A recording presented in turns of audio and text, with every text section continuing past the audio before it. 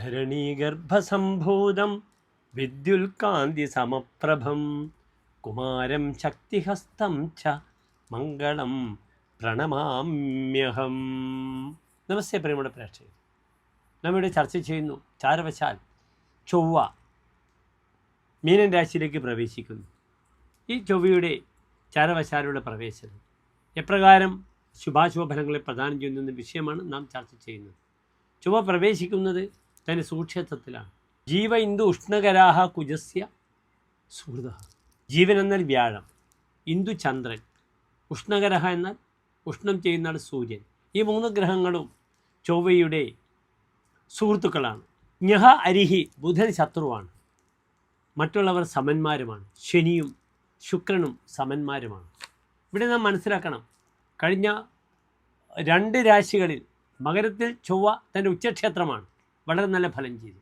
അതിനുശേഷം ചൊവ്വ വന്നത് കുംഭൻ രാശിയിലേക്കാണ്.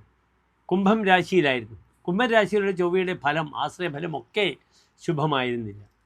ഇപ്പോൾ ചൊവ്വ ഇതാ വ്യാഴക്ഷേത്രത്തിൽ വന്നിരിക്കുന്നു. വ്യാഴക്ഷേത്രത്തിൽ ഏത് ഗ്രഹങ്ങൾ വന്നാലും നല്ല ഫലത്തെ പ്രദാനം ചെയ്യും. ഈവൻ ശനി പോലും വ്യാഴക്ഷേത്രത്തിൽ വന്നാൽ നല്ല ഫലത്തെയാണ് പ്രദാനം ചെയ്യുക. ആശ്രയ ഫലവും എൻ്റെ പ്രിയമുള്ള പ്രേക്ഷകർ ശ്രദ്ധിക്കണം. ജൈവേ വ്യാഴക്ഷേത്രത്തിൽ എന്നാൽ ഏകരിഭു, ഒറ്റ ശത്രുവല്ല, ധാരാളം ശത്രുക്കൾ ഉണ്ടാകും. നരേന്ദ്ര സജീവ, രാജാവിൻ്റെ മന്ത്രിയാകും. വലിയ വലിയ ആളുകളുടെ മന്ത്രം ഉപദേശം കൊടുക്കുക, കൺസൾട്ടൻ്റ് ആകേണ്ട യോഗമുണ്ടാകുന്നു. ഖ്യാത അഭയ അർത്ഥാന്വിത, ഭയമില്ലാത്ത ആളാകുന്നു. പ്രശസ്തി ഉണ്ടാകുന്നു. അർത്ഥാന്വിത, ധനത്തോടു കൂടിയിരിക്കുന്നു. ഇവിടെ നല്ലൊരു ഫലമാണ് ആശ്രയ ഫലം മീനൻ രാശിയിൽ പറഞ്ഞിരിക്കുന്നത്. ഏതായാലും നാം മേടൻ രാശി മുതൽ 12 രാശിക്കാരുടെയും ചാരവശാലുള്ള ഭാവഫലങ്ങൾ നാം ചർച്ച ചെയ്യുന്നു. ഇനി പ്രിയമുള്ള പ്രേക്ഷകർ അറിയണം, എത്ര ദിവസമാണ് ചൊവ്വ ഈ മീനൻ രാശിയിൽ നിൽക്കുന്നത് എന്ന വിഷയം.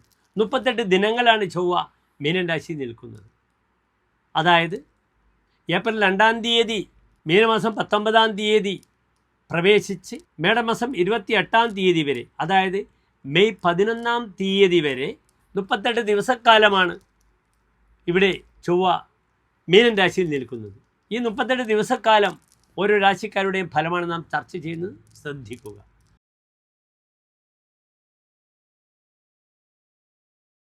അവിട്ട നക്ഷത്രത്തിൻ്റെ അവസാനത്തെ 30 നാഴിക, ചതയം പുരൂരുട്ടാതി നക്ഷത്രത്തിൻ്റെ ആദ്യത്തെ 45 നാഴിക വരുന്ന 2.25 നക്ഷത്ര സമൂഹം. ഇവിടെ കുംഭൻ രാശിക്കാർ. ചൊവ്വ ഇവിടെ നിൽക്കുന്നു, 2-ാം ഭാവത്തിൽ നിൽക്കുന്നു. ചൊവ്വ 2-ാം ഭാവത്തിൽ നിൽക്കുന്നത് നിങ്ങൾ ശ്രദ്ധിക്കുക, ചൊവ്വ ഒരു ശുഭഗ്രഹമാണോ? അല്ല, പാപഗ്രഹമാണ്. ചൊവ്വ 2 ഭാവങ്ങളുടെ അധിപനാണ്. ഒന്ന് അവരുടെ കർമാധിപത്യം. കുംഭൻ രാശിയുടെ 10-ാം ഭാവം കർമ്മത്തിനെ പറ്റി ചിന്തിക്കുന്നു. 2-ാമത്തെ ഭാവം ചൊവ്വയുടെ 3-ാം ഭാവാധിപത്യമുള്ള ഗ്രഹമാണ്. ഇവിടെ ചൊവ്വ നിൽക്കുന്നത് 2-ാം ഭാവത്തിലാണ്.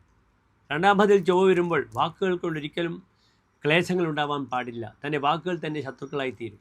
പ്രത്യേകിച്ച് ഇതിൻ്റെ കർമ്മമേഖലയിൽ അനാവശ്യമായ വാഗ്വാദങ്ങളും തർക്കങ്ങളും വരുമ്പോൾ തൻ്റെ ജോലിയെ ബാധിക്കാതെ നോക്കുക, തൻ്റെ ധനത്തെ ബാധിക്കാതെ നോക്കുക.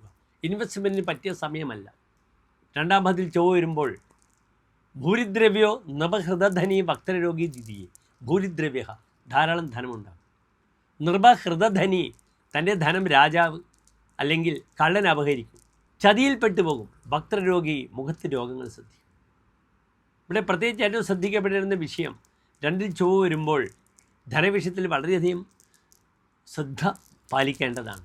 ഭവേത്തസ്യക്കും വിദ്യമാനേ കുടുംബേ ധനേ അങ്കാരകോ യസ്യ ലഭ്യ ധനയ്ക്കും. 2-ൽ ചൊവ്വയുണ്ടെങ്കിൽ എത്ര ധനം കിട്ടിയിട്ടുണ്ടെങ്കിൽ യാതൊരു കാര്യവുമില്ല. ആ ധനം നശിച്ചു പോകും. യഥാ ത്രായതേ മർക്കട കണ്ഠഹാരം പുനഃസന്മുഖം ഗോപ്രജേത് വാദഭക്ത.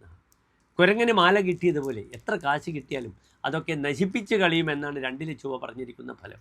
അതുമാത്രമല്ല, തൻ്റെ പൂർവികമായി ലഭിക്കുന്ന ധനമോ സ്വത്തോ മറ്റ് അനുഭവങ്ങളോ ഈ 2-ൽ നിൽക്കുന്ന ചൊവ്വ 38 ദിനങ്ങൾ അത് നശിപ്പിക്കും. ഈ ചൊവ്വ ഇൻവെസ്റ്റ്മെൻറ്റിന് ഒരു തരത്തിലും പറ്റില്ല.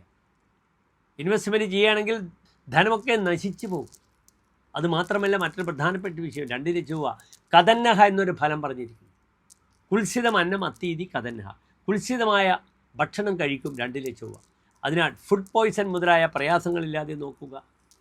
എവിടെയും കയറി അനാവശ്യമായ വാഗ്വാദത്തിൽ തർക്കത്തിൽ ഏർപ്പെട്ടാൽ തൻ്റെ ക്രെഡിബിലിറ്റിയെ നശിപ്പിക്കും. തനിക്കാവുന്ന ധർമ്മങ്ങളും കർമ്മങ്ങളും മാത്രം ഉത്തരവാദിത്തങ്ങൾ ഏറ്റെടുത്തില്ലെങ്കിൽ ആർക്കും don't give any rash promises.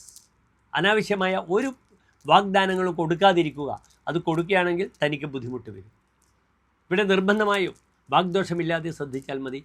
കണ്ണുകൾക്ക് രോഗം വരും. വലത്തെ കണ്ണുകളെ വളരെ ശ്രദ്ധിക്കണം.